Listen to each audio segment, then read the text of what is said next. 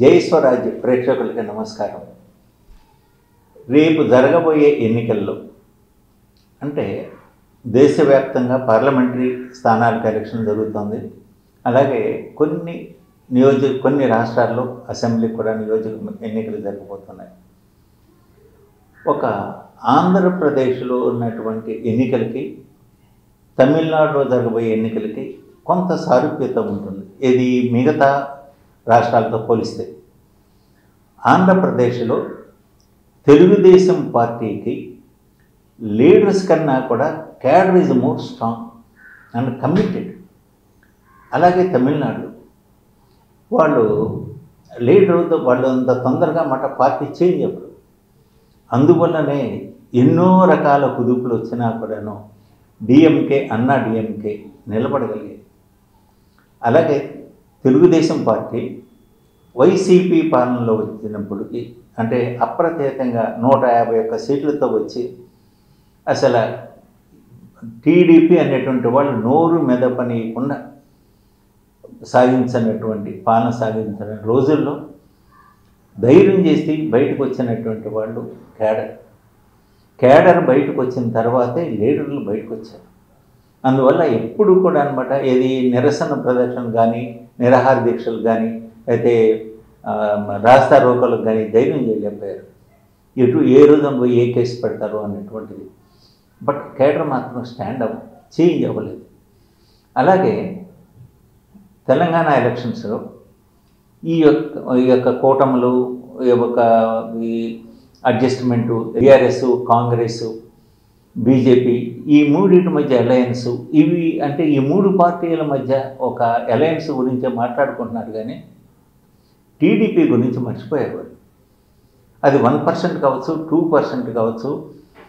కొన్ని నియోజకవర్గాల్లో ఫలితాలని నిర్దేశించగలిగిన స్థాయిలో టీడీపీ క్యాడర్ ఇంకా ఉంది. అది మనకి ఇది పల్లెటూళ్ళలో బయలులో ఒక దీని మీద పచ్చగడ్డి ఉంటుంది. వేసవకాలం వస్తే ఎండిపోద్ది, దూది ఇలాగా ఒక కట్టిలాగా కనిపిస్తూ ఉంటుంది తెల్లగా. మళ్ళీ కొద్దిగా వర్షం పడంగానే చిగురిస్తుంటుంది. అలాగే టీడీపీకి ఒక లీడర్ వచ్చేసి దగ్గరికి వచ్చి వాడు ఎలక్షన్లో నిలబడుతున్నప్పుడు వీళ్ళందరూ వచ్చేసి నిలబడతారు. ఆ ఒక లక్షణాన్ని మరి టీడీపీ యొక్క ప్యాటర్న్ వాళ్ళు ఎందుకు లెక్కలోకి తీసుకోవట్లేదో నాకు తెలియదు. అలాగే ఓటర్లు చిన్నవాళ్ళు కానీ పెద్దవాళ్ళు అంటే ధనికులు కానీ పేదవాళ్ళు కానీ చాలా తక్కువగా అంచనా వేస్తున్నారు. వాళ్ళకి తెలియదు అనుకుంటున్నారు. వాళ్ళు చాలా తెలివిగలవాళ్ళు. ఆంధ్రప్రదేశ్లో నేను ప్రతి పార్టీకి ఎవరికి వాళ్ళు తమ బలాన్ని తమ యొక్క ఓట్ బ్యాంకును చూసుకుని మేమే విజయం సాధిస్తామని చెప్పుకుంటున్నారు. కానీ ఎదుటి వ్యక్తి యొక్క బలహీనతని బలాన్ని మాత్రం వీళ్ళు బేరీజు వేసుకోవట్లేదు. ఒకే ప్రశ్న అడుగుతాం. ఇప్పుడు పార్టీలు జంప్ జనాలు అయిపోయారు. నిన్నటి వరకు ఈ పార్టీలో ఉండి ఎదురు పార్టీ వారిని హింసించి బూతులు తిట్టి మా పార్టీ నాయకుడు అంత గొప్పడు ఇంత గొప్పడు అని చెప్పి తెల్లారేపాటికి టికెట్ అనుమానాస్పదం అవగానే మారిపోతున్నారు. వాళ్ళ గురించి రకరకాల అంటే ఒక వితిన్ ఏ స్పాన్ ఒక వారం రోజుల్లో అంతను పట్టుకు అంత గొప్పవాడు ఇంత గొప్పవాడు మహానుభావుడు అనుకున్నట్టు నాయకుడు ఇంత చండాలంగా ఎలా మారిపోయాడు. వాళ్ళకు వచ్చేసి మరి ప్రజలు వాళ్ళు ఇష్టం వచ్చేట్టు వాళ్ళు మాట్లాడితే ప్రజలు నమ్ముతారని ఎలా అనుకుంటున్నారు వాళ్ళకి అర్థం కావట్లేదు. అందువల్ల ఈ జంప్ జనాలు వాళ్ళు అర్థం చేసుకుంటున్నారు, వాళ్ళు ఇది చేస్తున్నారు, వాళ్ళు గమనిస్తున్నారు అనే సంగతి మర్చిపోతున్నారు. అలాగే ఒక టీడీపీ వాళ్ళు చెప్తుంటారు, మేము 16 లక్షల మందికి పెన్షన్స్ ఇచ్చాం. ఇప్పుడు జగన్మోహన్ రెడ్డి 8 లక్షల మందికి పెన్షన్ ఇస్తున్నాడు. వీడు చెప్తారు నువ్వు 16 లక్షల మందికి ఎంత ఇచ్చావు, 1000 రూపాయలు ఇచ్చావు, ఇవాళ మేము 3,000 ఇస్తున్నాం అని చెప్పేసి వీళ్ళు అంటూ ఉంటారు.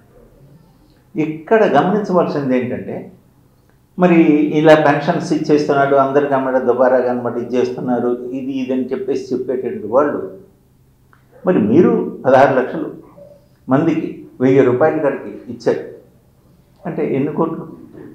అలాగే వీళ్ళు 8 లక్షల మందికి 3,000 కాడికి ఇచ్చారు అంటే 3 టైమ్స్ వీళ్ళు ఇస్తే నువ్వు 2 టైమ్స్ ఇచ్చావు, 1 టైం ఎక్స్ట్రా జగన్మోహన్ రెడ్డి ఇచ్చింది. ఆ రోజున అంటే ఇంకా చెప్పాలి అంటే ఆ సంఖ్యని తగ్గించాడు, అమౌంట్ పెంచాడు. ఎందుకంటే అప్పుడు నిత్యావసర వస్తువులు కానీ ఇప్పుడు కానీ ధరవరలు కానీ అప్పటికిప్పటికీ ఆ వ్యత్యాసం ఉంది. ఆ పెంచడంలో అన్నమాట ధర్మం ఉంది, సారూప్యత ఉంది. అందువల్ల అక్కడ తప్పట్లేదు. అయితే అట్లాగే జగన్మోహన్ రెడ్డి కంప్లీట్గా తన వాలంటీర్ వ్యవస్థను, తన యొక్క బెనిఫిషియరీ ఎవరైతే సంక్షేమ పథకాలు అందుకుంటున్నారో వాళ్ళందరినీ కూడా బేరీజ్ వేసేసుకొని వీళ్ళల్లో 2/3 నాకు పడినా కూడా గెలుస్తాము అనేటువంటి ధీమాతో ఆయన ఉన్నాడు. వాళ్ళు కూడా 100కి మనం కనుక వెళ్ళేసి ఎప్పటికైనా ఒపీనియన్ పోల్ అడుగుతుంటే కెమెరా కానీ లేకపోతే ఆన్ రికార్డు కానీ అడుగుతున్నప్పుడు ఎవరు కూడాను ఆ బెనిఫిట్ సంక్షేమ పథకాలు అనుభవిస్తున్నటువంటి వాళ్ళందరూ కూడాను జగన్మోహన్ రెడ్డి గారికి అనుకూలంగా చెప్తున్నారు. అది అలాగని చెప్పేసి అది కంప్లీట్గా వాళ్ళ ఓటు బ్యాంక్ అనుకోవటానికి కూడా వీలేదు. ఎందుకంటే దానికి వ్యతిరేకంగా కనుక మాట్లాడితే రేపు ఈ పెన్షన్స్ ఆగిపోతాయేమో, ఈ యొక్క బెనిఫిట్స్ అనేవి ఉండవేమో అన్నటువంటి భయం ఉంటుంది. ఆ భయంతో అందరూ కూడా అన్నమాట ఆయనకు అనుకూలంగా చెప్తూ ఉండొచ్చు. అందువల్ల 100% అవి ఆయనకి జగన్మోహన్ రెడ్డి గారికి పడతాయి అని చెప్పేసి అనుకోవడం కూడా పొరపాటు. అలాగని చెప్పేసి యువతల వాళ్ళు అంటే ఈ కూటమి జనసేన టీడీపీ యొక్క కూటమి వాళ్ళకి నమ్మకం కలిగించాలి. అంటే ఈ సంక్షేమ పథకాలు ఇంతకంటే సశాస్త్రీయంగా మేము ఇస్తాం అని చెప్పి ఆ నమ్మకం కలిగించాలి. అది చంద్రబాబు నాయుడు గత ఎన్నికల్లో కొన్ని ఇచ్చిన హామీలని నెరవేర్చనందువల్ల కొద్దిగా అపనమ్మకంతో జనం ఉంటారు. కానీ వాళ్ళు పవన్ కళ్యాణ్ ఎంతవరకు వాళ్ళని ఆ యొక్క నష్టాన్ని పూరించగలరు అనేటువంటిది వెయిట్ చేయాలి. మూడవది, వీటన్నిటిని మించి ఇద్దరు అనమాట సంక్షేమ పథకాలు అందరూ చెప్తున్నారు అప్పుల కుప్ప అయిపోయిందని. ఈవెన్ వైసీపీ కూడా చెప్తుంది మాకు ఇచ్చేటప్పుడు ఏమంటే ఇంత అప్పులతో ఇచ్చాడు, ఈ తర్వాత ఈ పరిస్థితుల్లో మేము అప్పులు చేయాల్సి వచ్చింది అని చెప్తూ వాళ్ళు 12 లక్షల కోట్లు అన్నారు, కాదు 8 లక్షల కోట్లు అని చెప్పేసి ఈయన అన్నారు. లక్షల కోట్లు అనేటువంటిది అప్పు అనేటువంటిది మాత్రం కనిపిస్తోంది.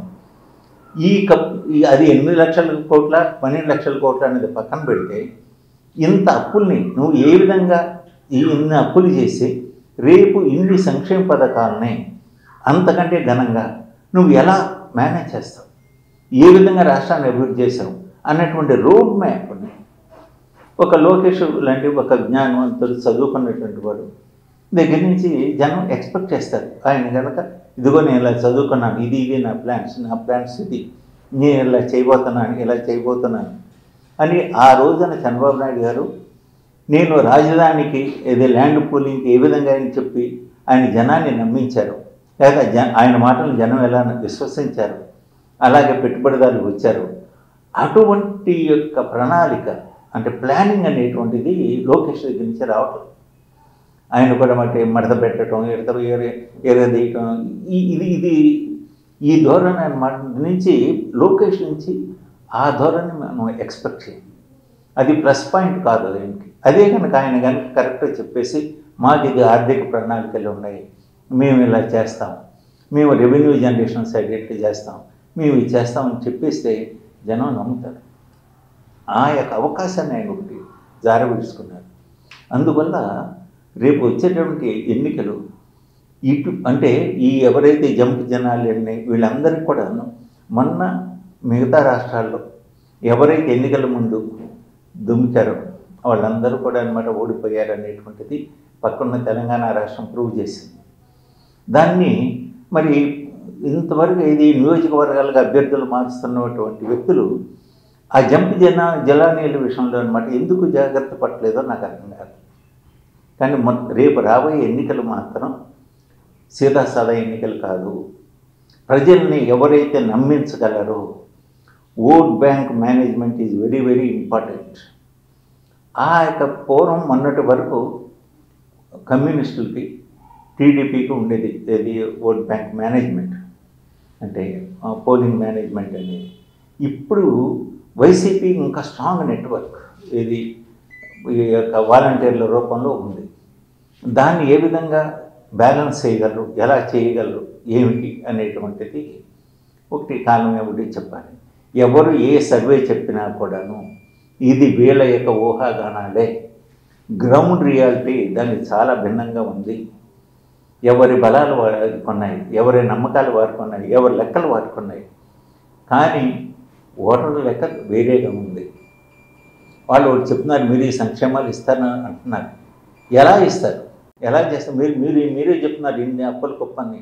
ఈ అప్పుల కుప్పలో నుంచి అనమాట ఎలా మన్నులు మాయకాలు ఇస్తారు మీరు అని చెప్పేసి వాళ్ళు అనుమానపడుతున్నారు. దానికి సమాధానం చెప్పండి. రేపు ఏమి చేయాలి, ఏమిటి అనేటువంటిది ఎవరూ కూడా కరెక్ట్ నిర్దిష్టమైనటువంటి నమ్మకం, ఇదిగో మేము ఇట్లా చేస్తాము అనేటువంటి నమ్మకాన్ని కలిగించండి. ఆ విశ్వాసం కనుక ఉంటే నమ్మకాన్ని మించినటువంటి అమ్మకం ఇంకొకటి లేదు. అందువల్ల ఎవరైతే ఓటర్స్ని ప్రణాళికాబద్ధంగా నమ్మిస్తారో వారి యొక్క ఆ విశ్వాసం వారిని విజయకరాలకు తీసుకెళ్తుంది. సెలవు.